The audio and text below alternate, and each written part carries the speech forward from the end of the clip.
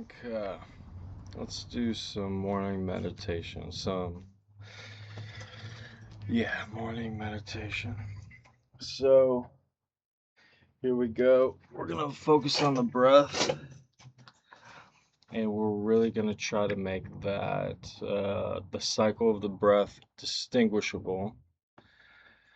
The inhale, the pause, the exhale, and through taking our time with that, through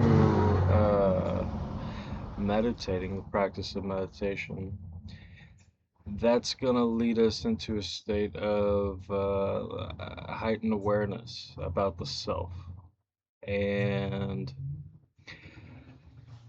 then when you start to become more aware of yourself, when you start to accumulate data within the self of kind of this reflective data, you are going to start to discover yourself, who you actually could be, who you actually are. First, you'll figure out I don't know. It's a whole process of kind of figuring out who you are and who you want to be, and they're very intertwined, anyways. So, just take your time with it. And meditation is a great time to be reflective about the self, about you, the individual. So, so meditation is basically kind of this practice of mindfulness is it's kind of like getting a baseline of knowing yourself.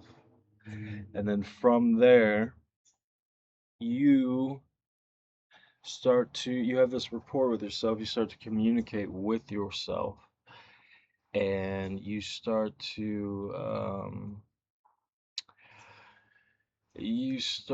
be able to communicate with yourself a little differently, where it's going in a different direction.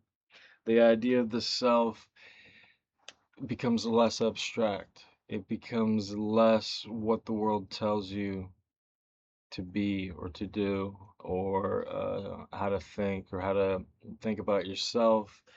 You start to become more of, what Thoreau would call the self or the individual as you stay on that journey, on that course of self-discovery.